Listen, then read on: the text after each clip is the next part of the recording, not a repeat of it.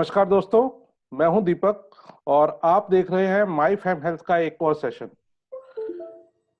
ये सेशन आधारित है हमारा पिछले सेशन के उसमें कड़ी में, जिसमें हमने प्रोस्टेट के ऊपर बात करी थी और उसी सेशन को देख के लोगों ने हमसे कुछ क्वेश्चंस किए हैं और उन्हीं क्वेश्चंस का आंसर देने के लिए आज हमारे बीच में फिर दोबारा से जाने माने urologist doctor NP Gupta ji आए हैं।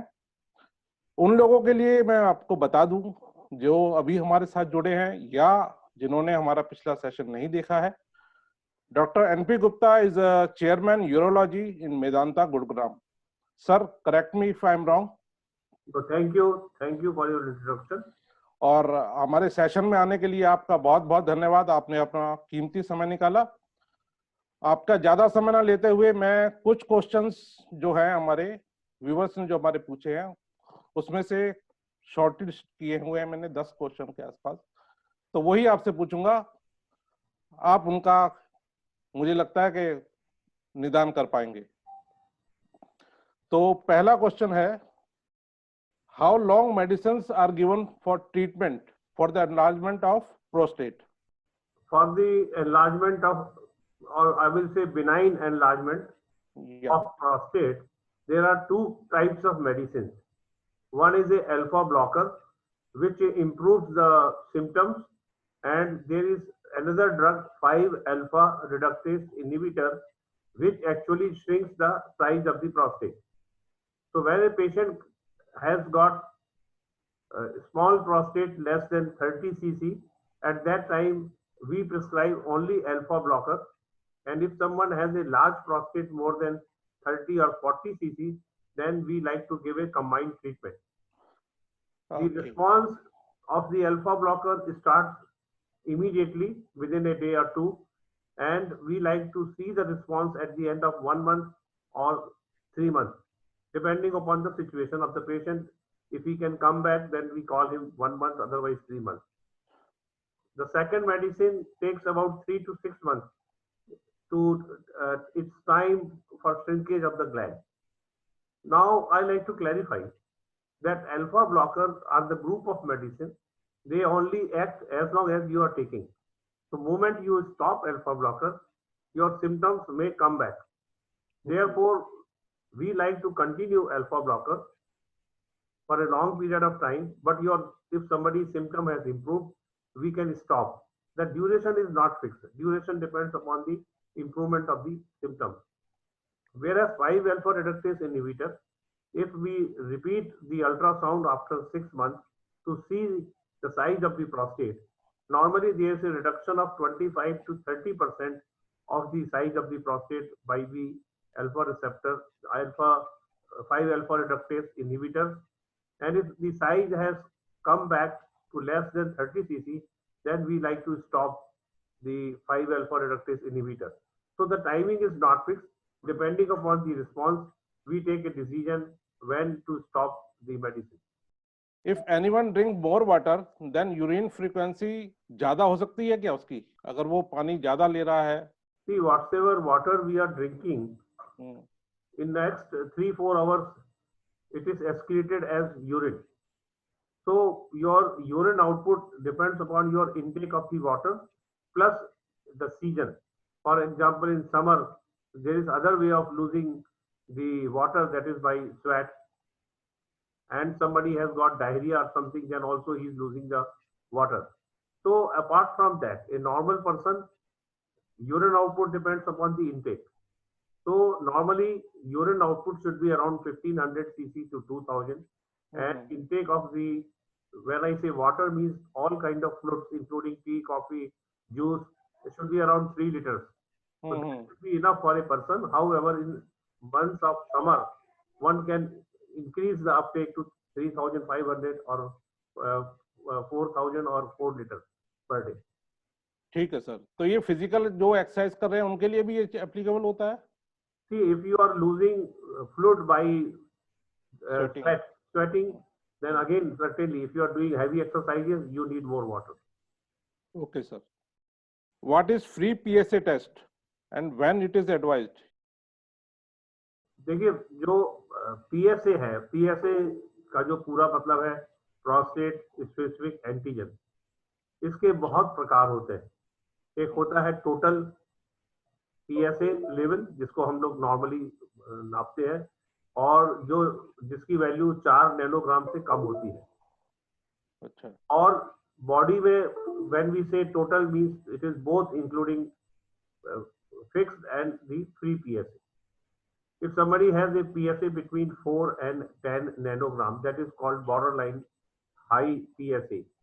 There we like to see कि ये बाउंड प्रोटीन है या फिर ये फ्री बाउंड PSA है या फ्री PSA है। जहां हमें डाउट होता है कि कहीं पे कैंसर का कुछ मात्रा ना हो, ऐसे सिचुएशन में हम फ्री PSA एडवाइस करते हैं। और फ्री PSA का जो परसेंटेज है वो नॉर्मली 10 या 15% से कम होता है। तो यदि किसी के शरीर में ज्यादा है, इसका मतलब है कि वो उसका जो प्रोडक्शन है या वो सर्कुलेशन में बाहर आ चुका है।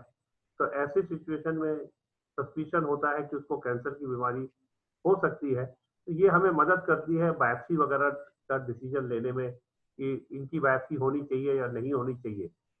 लेकिन अब जो है थोड़ा सा चेंज हो गया है, अब और इन्वेस्टिगेशन आ गई है, like MRI of the prostate. तो आज की डेट में अब हम लोग ज्यादा फ्री PSA पे डिपेंड नहीं करते। I have a fracture in my penis, इसका क्या मतलब हो सकता है? तो ये एक अलग विषय है, ये प्रोस्टेट से संबंधित नहीं है।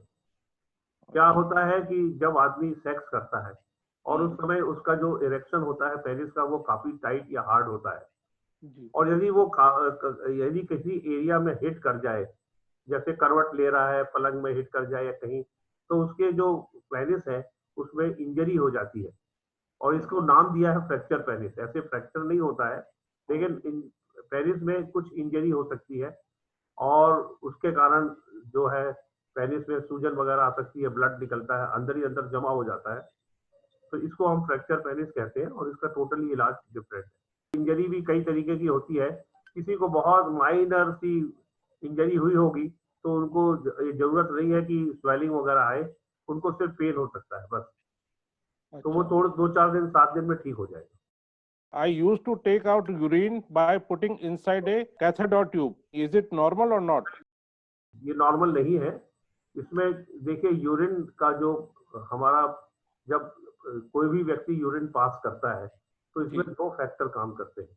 एक तो ब्लैडर पहले कॉन्ट्रैक्ट करता है और जो प्रोस्टेट का एरिया है या स्फिंक्टर है वो रिलैक्स होता है, तभी हमारा यूरिन बाहर आता है। तो ये 2 मैकेनिज्म है जिसमें यूरिन रुक सकती है। तो यदि किसी का ब्लैडर वीक हो गया है, कोई बीमारियां होती है डायबिटीज वगैरह, या फिर किसी और कारण से रुकावट बहुत दिनों तक है जिसके कारण ब्लैडर की जो पावर है वो कमजोर हो जाती है। पहले वो ज्यादा कॉन्ट्रैक्ट करता है, बाद में जब थक जाता है तो फिर वो धीरे धीरे डायलेटेशन शुरू हो जाती है या फिर उसकी कॉन्ट्रैक्शन की पावर चली जाती है, जिसको हाइपो कॉन्ट्रैक्टाइल ब्लैडर बोलते हैं।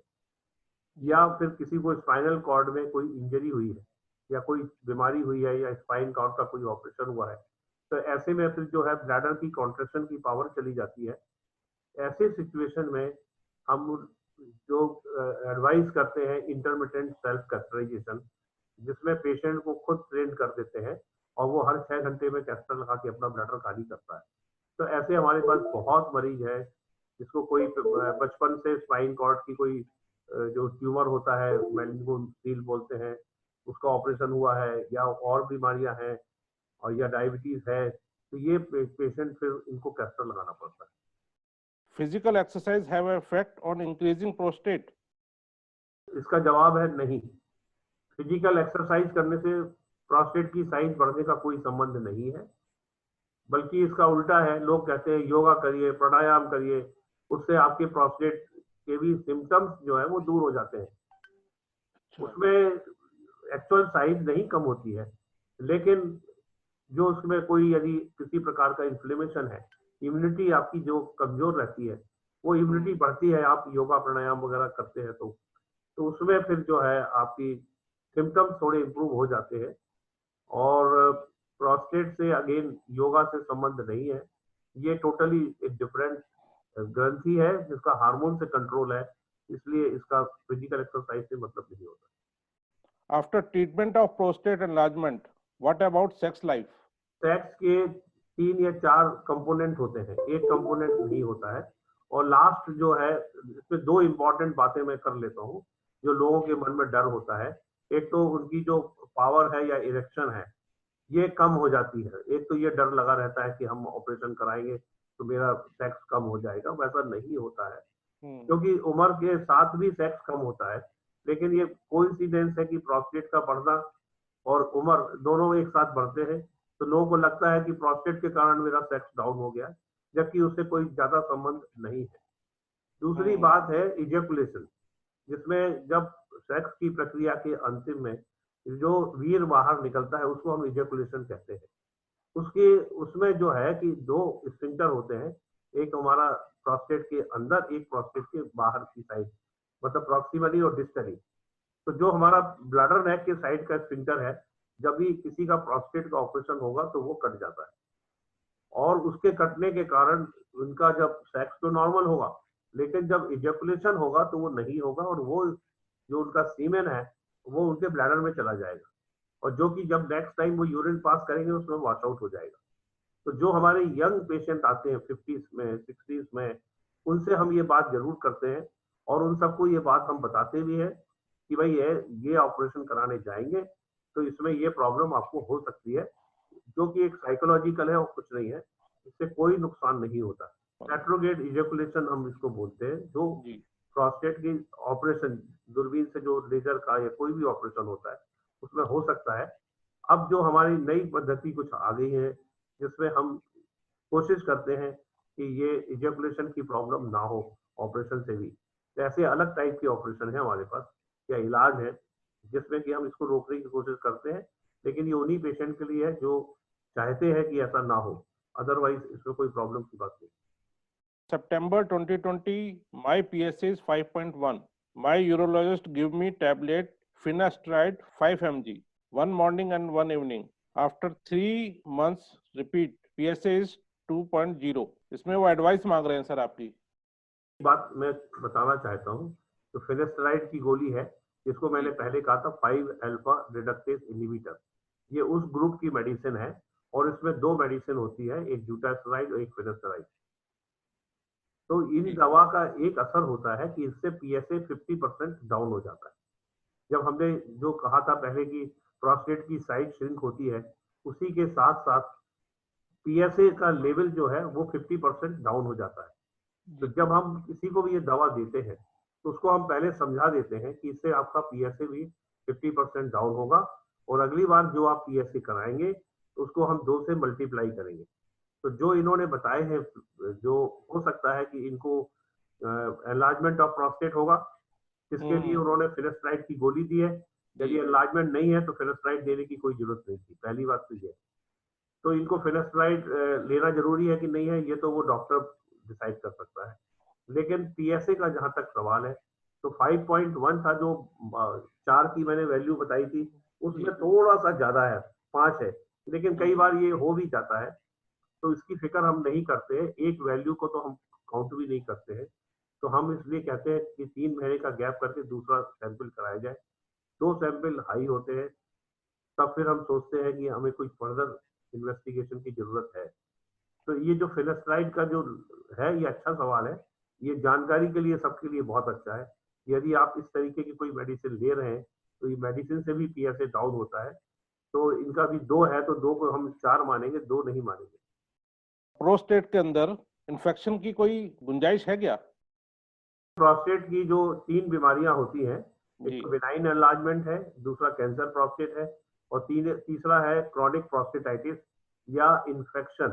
प्रोस्टेट ग्लैंड के अंदर जो ग्रंथियां होती हैं उसमें इन्फेक्शन भी हो सकता है, उसको हम प्रोस्टेटाइटिस बोलते हैं। और वो 2 टाइप का होता है, बल्कि 4 टाइप का होता है। एक तो एक्यूट प्रोस्टेटाइटिस होता है, एक क्रॉनिक प्रोस्टेटाइटिस होता है, जो फर्दर 2 टाइप का होता है कि उसमें इन्फेक्शन है या नॉन इन्फेक्शन का भी प्रोस्टेटाइटिस होता है। तो इस तरीके से प्रोस्टेट ग्रंथि के अंदर यदि इन्फेक्शन है तो उसमें को हम प्रोस्टेटाइटिस कहते हैं।